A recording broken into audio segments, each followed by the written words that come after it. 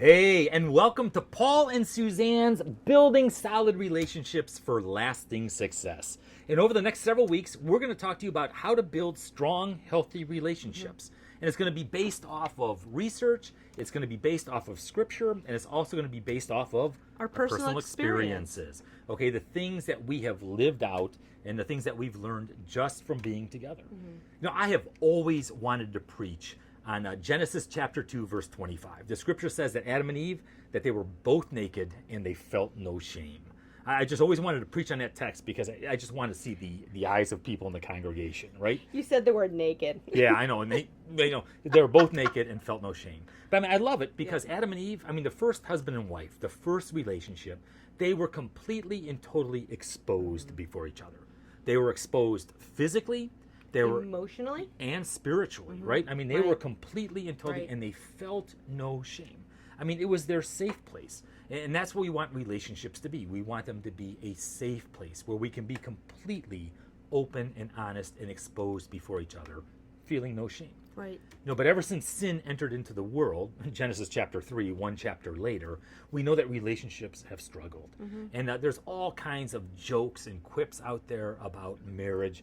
Things like marriage is not a word, it's a sentence. It's a sentence, right? Or the favorite bumper sticker I see is the lady who's standing there with her arms on her hip and he's giving her the dollar bill, submitting. Yeah. I submit to you. I'm giving you all my money. Or, you heard the comments about, marriage is a ball and chain. Or once you get married, it's game over, right? Game is over.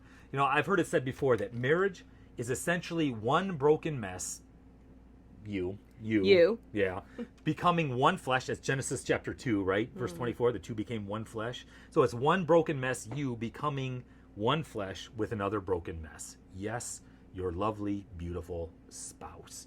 And so basically it is two messes coming together to form one big mess. It sounds terrible. It does, right? But it's not, okay? And so if we were to have, if I wanted to build a better business, or if I wanted to make something better, I would ask the expert. Right. If I had questions about senior housing, yes, I would go to this one here. The expert in senior housing, been doing it for decades. If I had a question about Finances, we would contact someone who's dealing in the finances or accounting. We're going to go to somebody who knows much more than what we do about the subject. Yeah. And so when it comes to building strong, healthy relationships, we're going to ask the world's foremost expert, the one who not only created us, but the one who redeemed us. You see, Jesus, God, he talks about how to relate to other people. All right, and so we're going to go, like I said, we're going to go to his word. We're going to see what God says about building strong, healthy relationships.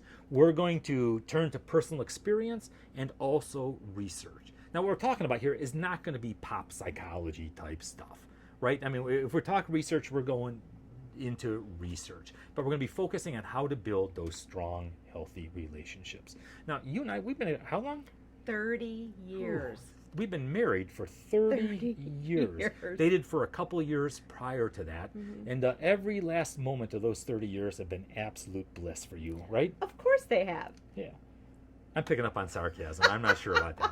Okay, but like any relationship, right, has the highs and the lows. Right. I've always pictured it like a wave on the ocean. Sometimes that relationship is strong. It is, your spouse can do absolutely, positively nothing wrong. You love everything about them. You love everything they do. They can do no wrong. And then at other times, they absolutely, positively drive you up a wall, right? You've never experienced that, have you? I have. Yes, I have. No, you have not. Okay, but it's like, you know what I'm talking about, though.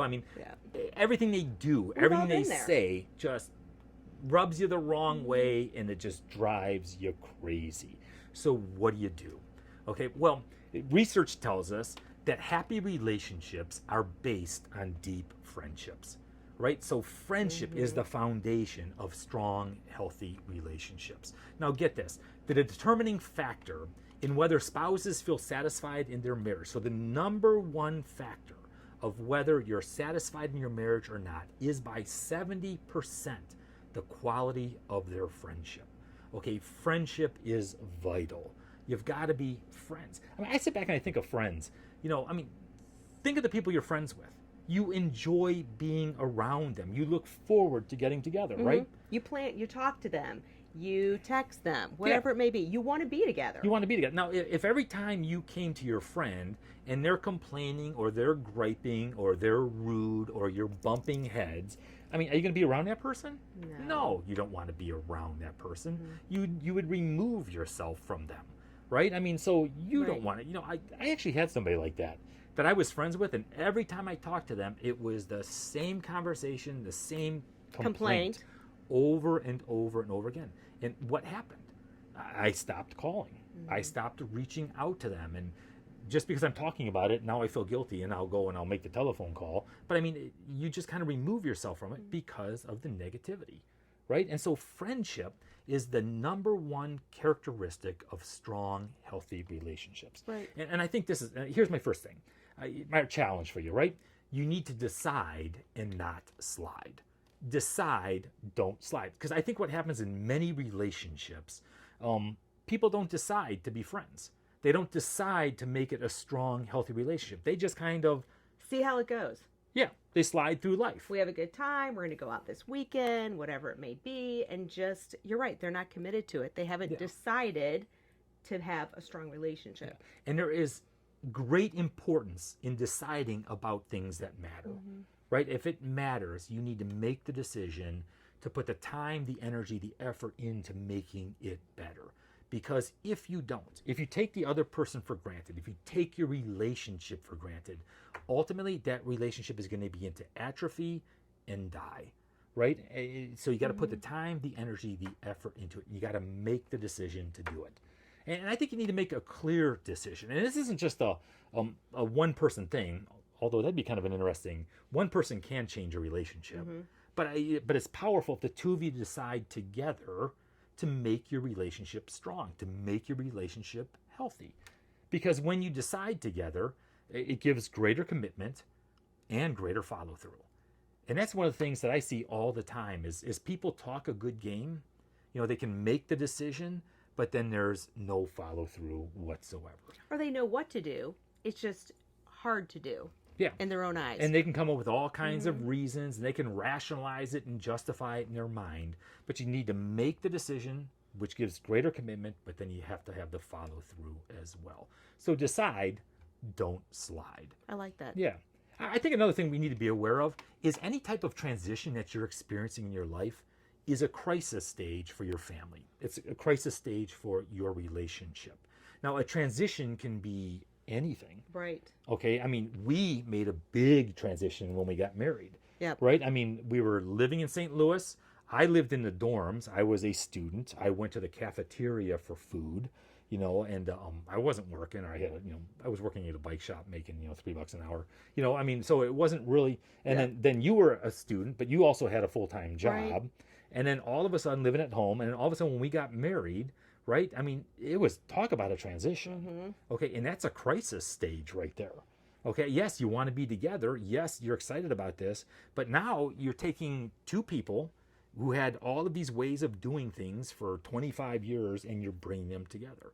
All right. Or say your kid is in elementary and middle school and they're going to leave elementary and middle and go to high school. That's a transition. And you really struggled with that. Oh, I did. I worked with where my kids went to school all the way through 8th grade. And I would drive my girls into school every day. I got to talk with them. I got to see how their day was going and all that kind of good stuff.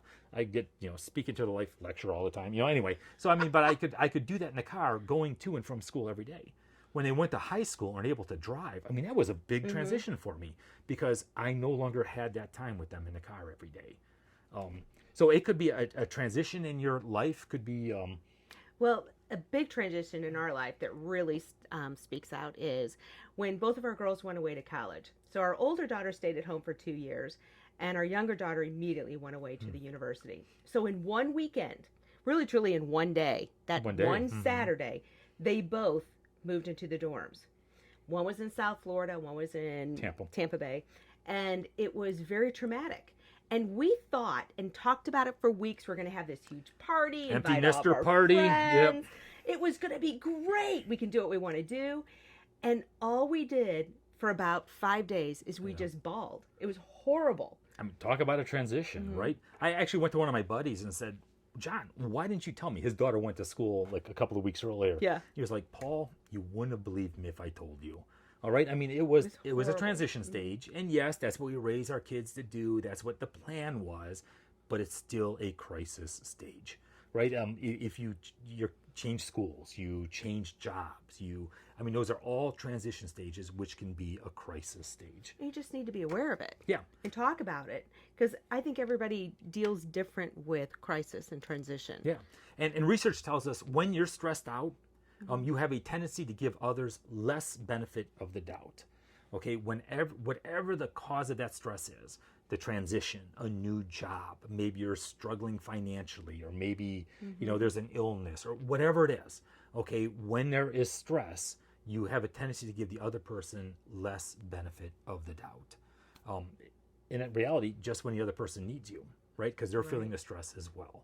And yet, there it is, you're bumping heads. So just simply being aware of it, okay? Being aware of how stress negatively impacts, how transition negatively impacts relationships, right?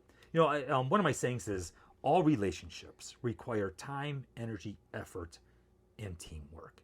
And if you don't consciously put the time, the energy, the effort, and the teamwork into a relationship, ultimately that relationship is going to atrophy and die. All right, so we're going to talk. Okay. Yeah, just one thing I want to make a comment on is I have a tendency of being a workaholic.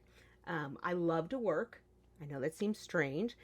Type A personality, and there has been several times throughout our married life that Paul will just have to sit me down and say, you know what? Your priorities are out of whack, and you're working too much. And that's what I needed to hear. And I know it in the back of my head, but I think I also need to hear it. Yeah. And see, that was something we decided previously. When we first got married, we said that our priorities in life were God, family, job. God is our personal relationship with Jesus. People mix up my job and God all the time. But we're talking about our personal relationship. Then it's family. It's our relationship, our family. And then it's our job. And it's so easy for us to mix our priorities up. I mean, I think it's kind of normal in our culture because we get pulled in so many different directions, so many different ways. And then we decided that if one of us got our priorities out of whack, we would say something, and the other person promised that we would receive it, that we would hear it, not respond defensively, not react negatively, but we would hear each other. And that was one of the things we decided so that we didn't slide. Right. Because that is one that many, many people slide into, and we do it as well. It's just being able to call each other out and making sure you get back on track. And it'd be so easy to be self-defensive and say, well, I have a job to do, I have this, I have that. But you know what? You're right. I've been working too much, and... What are the priorities? Yeah. What's important? And change happens immediately. Yeah. So John Gottman out of the University of Washington has been doing research on strong, healthy relationships for over 40 years. And he and his team of researchers at the University of Washington have identified the masters of relationships and the disasters of relationships. And they set the bar pretty low. It was kind of pathetic. Yeah.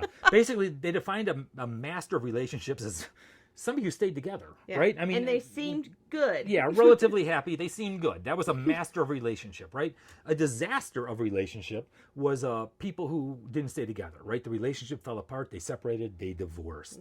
Okay, and so they have the masters of relationship and the disasters of relationship. And what they identified, or what they determined through all their research, was just to simply maintain your relationship where you are at today. It's a 5-to-1 ratio, 5 positive for every 1 negative.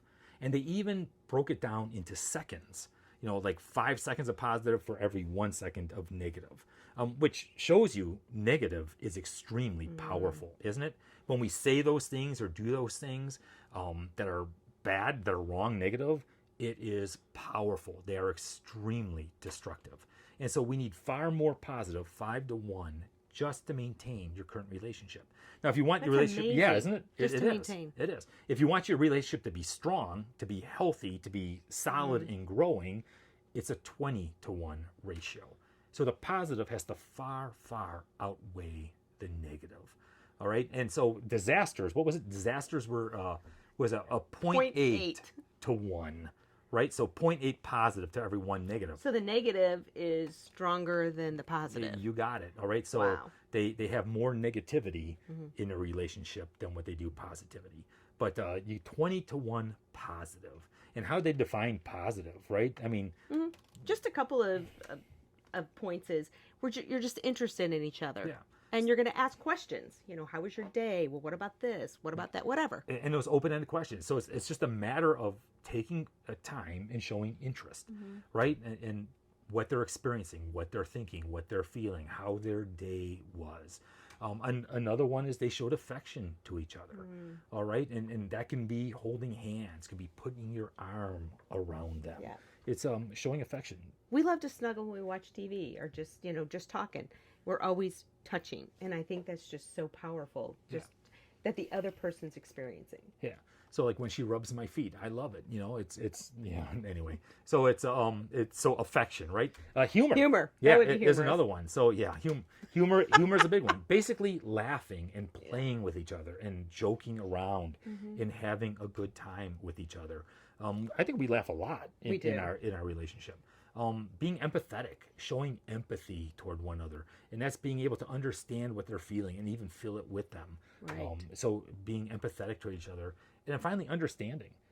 You may not always agree with what they're doing or what they said or what they're thinking. You may have a disagreement, but it's understanding where they're at or where they're coming from or where they're thinking. Right. Yeah. And some of the negative ones are hostile. And hostility can be. We're always thinking of the Liam Neeson movies. That's what I'm talking about. So I'm thinking when it comes to being hostile, if Suzanne were to say, "Oh wow, look at that beautiful sunset out there," and I wouldn't even look, I just go, yeah. Okay, I mean that's showing hostility, right? I'm not giving her the time of day. It could be saying a hurtful thing, or doing something that is hurtful to each other. Being disappointed. Yeah. Being disappointed. So if you're walking around with that feeling of being disappointed in the other person, or a feeling of having hurt feelings all the time, all right? I mean, these are all negative things. Being sad and anxious and tense, okay, are all those negative things. So you need 20 to 1, 20 positive for every 1 negative. To grow strong, healthy relationships. It's interesting. It was Jesus in John chapter 15 said, "Love one another as I have loved you." Excuse me. Love one another as I have loved you. You need some water. No, I'm okay. But Jesus was calling us to act, right? Right. And so people, when they think of love, they always think of love as being these ooey gooey emotional feelings. That's not love. Okay, love is a decision. Okay, and love is oftentimes a tough decision. We're called to love each other. Jesus said, "Follow the way of love," or Paul, "Follow the way of love" in 1 Corinthians. And so it's a decision that we make. It's a path that we follow. It's a choice to love one another. And so once again, it was Paul in Ephesians said it like this: "Be kind and compassionate to one another, forgiving each other, just as in Christ God forgave you." Yep. And it's not always easy, is it? Okay, we're called to be kind. We're called to be compassionate. We're called to forgive one another, to love one another as we have been loved. And if you think about it, that's sacrificially. We're called to love each other sacrificially.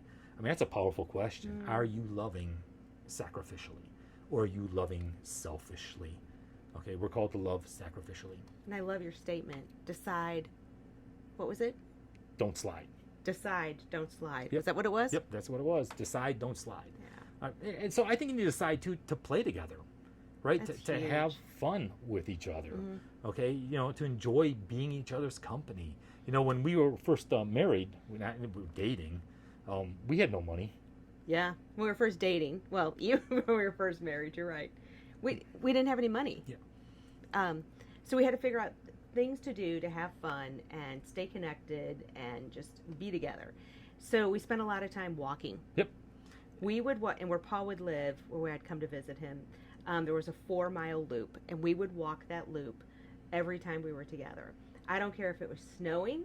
I don't care if it was hot. We would walk, and when we're walking, we're talking, and we're holding hands. And we're playing with each other. Playing. So, we're talking about the business of the day. We're talking about our dreams in the future. We're talking about what we're experiencing, whether it be work or in class or in the family. And so it was a time to just connect with each other, talking. Right. Right? We were holding hands. We were playing with each other. I mean, I remember one time, it was the dead of winter in St. Louis. And we're walking down the sidewalk. And on the one side of the sidewalk, it was a steep incline that kind of went into the woods. And out of nowhere, you just chucked me over the edge. I hit the ice. I slid all the way down the ice into the woods. He was like balancing. But the funny thing was, I couldn't get back up the hill. Because it was a solid sheet of ice. Oh, And just, we joke around about that even to this day. And it was just kind of like playing with each other. But to play together. I think when you make the choice to be nice to each other. I mean, even when you're stressed out, even when you're aggravated, even when, the hair in the back of your neck is going up, you choose to be nice. It is a decision. It is a choice. It is so easy for us to snap at each other. But we need to make the choice to be nice to each other. Right. And I think also something that's very powerful is reminiscing. Okay, to sit back and to think.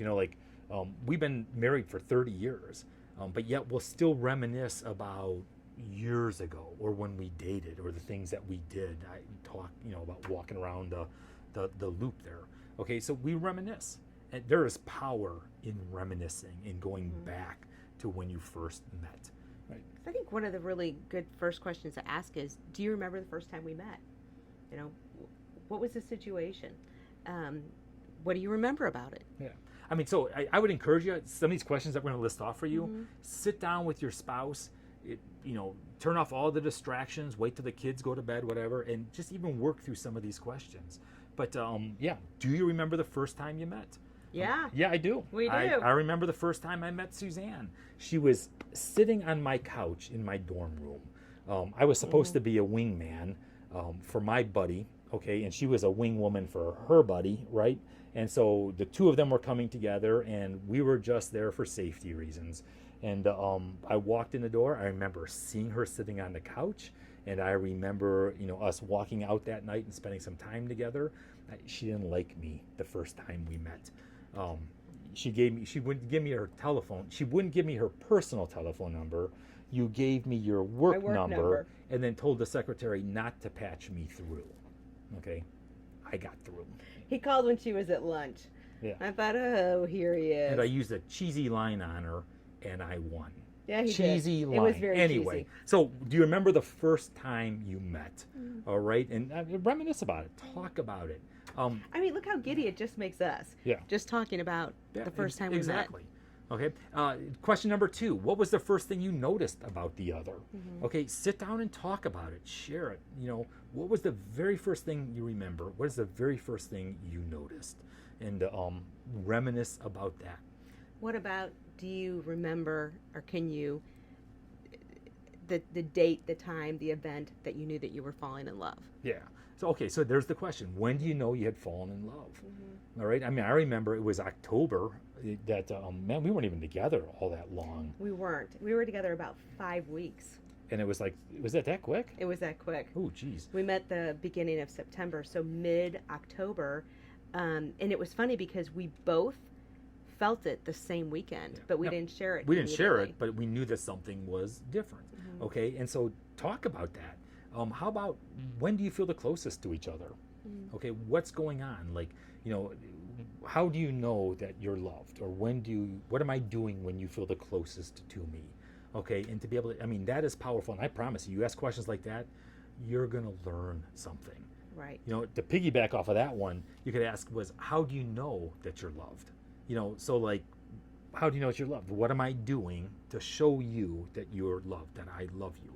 All right, and once again, that's a powerful, powerful question. I'll guarantee you, you'll learn something if you just sit down and just ask that question. What else can we ask? What can you do to make your relationship feel new again or more exciting? Yeah. What is it? And I think between the two of you can figure it out together just by talking. Yeah. Yep. And so what can you do now? Remember, decide, don't slide. What can you be doing now to make your relationship new and exciting? All right. And to piggyback on that, I think a great question is this, or a great challenge is this. Do what you did when you first dated, right? Right. We went for walks. To this day, we still walk. We hike, and we'll go for walks around the neighborhood. It's a time just for us to be together, to talk, and to share with each other. Putt-putt golf is another big one. No, it's not. She detests putt-putt golf. I hate putt-putt golf, and if Paul never asked me to go play putt-putt golf when we were dating, because I had a rule. If he would have asked me, or anybody would have asked me to go to putt-putt golf, I would have never dated them again. Kind of a silly rule, isn't it? Anyway, I hate it. Yeah, thank goodness I didn't like putt-putt golf either. Anyway, so what did you do when you first met? I would encourage you, do more of it. All right. If it worked the first time, it's going to work again. So one of the ways that you can strengthen your friendship, one of the ways that you can strengthen your relationship right now, is do what you did at first. I mean, think about it. When you were first dating, you did this. You enjoyed being with each other so much. Your relationship grew to such a point that you decided to commit to each other and spend the rest of your life together. So what was it? Yep. It worked once. It will work again. Right. So take a look at these questions. I want to encourage you to sit down with the other, talk them out, talk about what you heard and what you learned here today, and decide, don't slide. Decide to focus on making a strong, healthy relationship. Hey, thanks for joining us. We'll be back again next week. So tune in to building strong, healthy relationships that last. You have a great day. God bless and live love.